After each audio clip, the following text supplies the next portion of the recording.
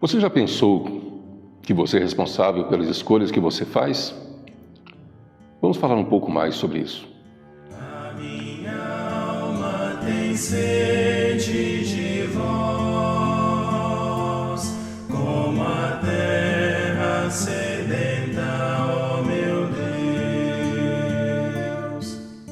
Ave Maria, cheia de graça, o Senhor é convosco. Bendita sois vós entre as mulheres. Bendito é o fruto do vosso ventre, Jesus.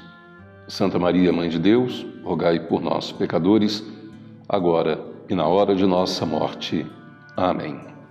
Meu nome é Géser, sou da paróquia Nossa Senhora de Guadalupe, aqui na Asa Sul, em Brasília, e hoje falaremos um pouquinho sobre a responsabilidade das nossas escolhas. Bom, primeiro nós temos que lembrar que nós somos livres para escolher o que fazer. Deus nos deu uma grande graça, que é o livre-arbítrio. Esse livre-arbítrio significa que eu tenho a liberdade de escolher o que eu quero fazer. Eu posso escolher amar a Deus ou não amá-lo. Eu posso escolher a vida ou a morte. Mas o verdadeiro livre-arbítrio não significa que eu escolho entre o bem e o mal. Não. O mal nunca é opção. Portanto, o livre-arbítrio não me permite escolher entre o bem e o mal, porque se fosse assim, a escolha do mal não teria punição, porque é uma escolha. Então, não existe a escolha do mal. Tiramos o mal. Como diz São Paulo, devemos combater as tentações, devemos evitar as ocasiões de pecado, mas devemos buscar as coisas lícitas, as coisas que Deus nos permite dentro do razoável. E aqui existem as escolhas que fazemos. E dentro dessas escolhas nós temos as consequências quando escolhemos mal. Veja, o ser humano foi criado à imagem e semelhança de Deus. Portanto, o ser humano é a única criatura que possui vontade, liberdade e inteligência, justamente para poder fazer boas escolhas. Conforme Santo Tomás de Aquino, onde há imagem, se dá imediatamente a semelhança. Mas onde há a semelhança, não há necessariamente a imagem. Como nós podemos demonstrar um pouco isso? Veja, quando eu me olho no espelho, eu vejo refletida a minha imagem.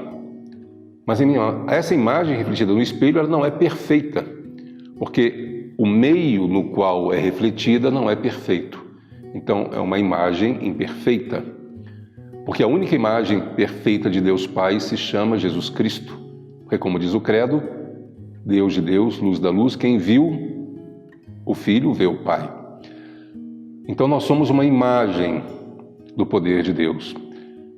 E a semelhança não reflete a imagem, porque, por exemplo, se eu coloco dois ovos um do lado do outro, eu vejo ali uma semelhança, mas um não é a imagem do outro. Então, nós, como seres humanos, fomos criados a essa imagem e semelhança de Deus no poder da criação. E nós precisamos, então, pensar que não somos, primeiros, seres perfeitos. Perfeito só Deus. Segundo, que nós temos dificuldades e limitações que Deus nos permitiu ter para que busquemos nele a graça, a perfeição, a santidade.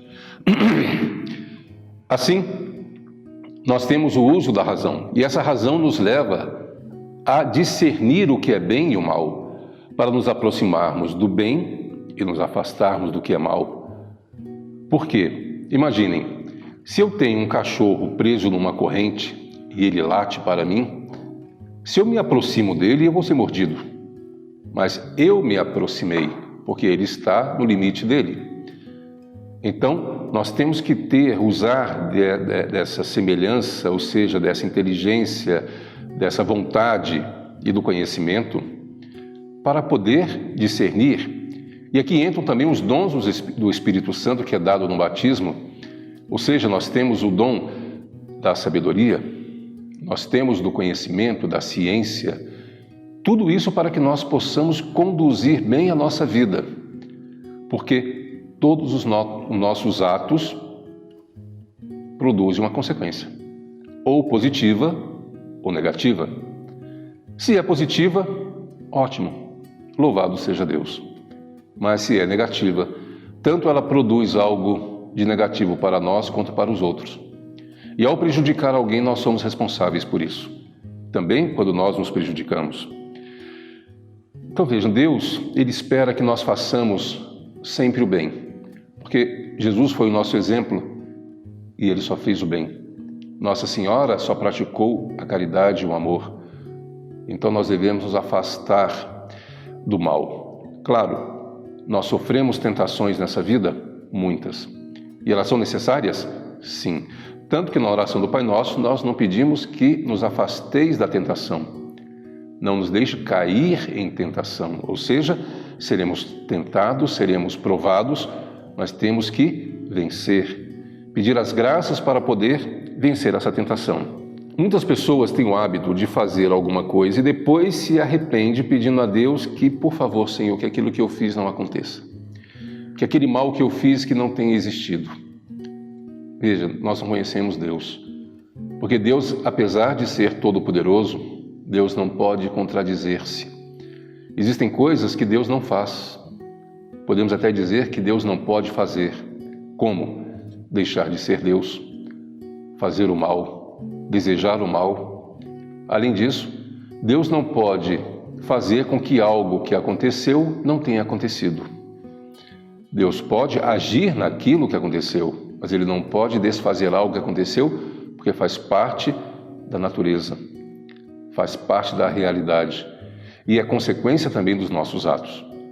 Portanto, nós devemos sempre ter em mente aquela frase: orai e vigiai para não cairdes em tentação. Quanto mais eu vigio, quanto mais eu rezo, quanto mais eu busco a Deus, mais eu tenho capacidade de me conter, de fazer as coisas boas e evitar fazer coisas ruins, fazer o mal. Mas se eu abandono tudo isso, a tendência é que eu só faço mal. Porque a minha tendência, pelo pecado, nós temos uma tendência, uma concupiscência ao mal, que é mais fácil de fazer. Basta deixar de fazer o bem, já estou fazendo o mal. Veja, Deus age na nossa vida como um governo, que no caminho da estrada vai colocando placas, sinalizando curva fechada, curva perigosa, limite de velocidade. Então, os mandamentos, e o nosso anjo da guarda também nos inspira a termos essas cautelas. Mas quando nós violamos isso, ignoramos, nós colocamos em risco a nossa salvação, a nossa vida e também a daqueles que estão próximos de nós. Portanto, nós devemos ter em mente que todo ato que nós praticamos possui uma consequência. E nós teremos que prestar contas disso diante de Deus. Será que nós estamos preparados para isso? Se Deus nos chamasse hoje, pensem, se hoje for o último dia da minha vida nesse mundo, quanta coisa eu vou ter que prestar contas a Deus? Quantas coisas eu fiz de errado? Em quantas eu reparei o mal? Com quantas pessoas eu me reconciliei? Ou estou deixando isso para o fim da minha vida, achando que Deus vai me dar uma carta dizendo: olha, você tem tanto tempo de vida ainda, se prepare. Não. A cada dia é essa carta. Ao amanhecer, Deus me diz: hoje você tem mais um dia de vida. Santifique-se, purifique-se. Então, o que eu estou esperando? O que nós estamos esperando? Por que esperar tanto? Por que brincar com as coisas de Deus? Busquemos nos reconciliar com Deus. Busquemos mudar de vida, uma conversão completa e perfeita nesse instante, nesse momento. Não esperemos amanhã. O amanhã pode não chegar para nós. Portanto, lembremos, todo ato bom merece algo de prêmio que Deus nos dá. E nos dá sempre mais do que nós merecemos. Mas também, todo mal que nós praticamos, todo sentimento ruim, todo ódio no coração guardado, fica no nosso coração, mas Deus sabe, e Ele vai nos cobrar, porque deixamos de praticar a caridade para com o próximo. Portanto, pensemos sempre que nós somos rápidos para pecar, mas lentos para praticar a caridade. E quantos erros nós temos cometidos até o dia de hoje, até a hora presente.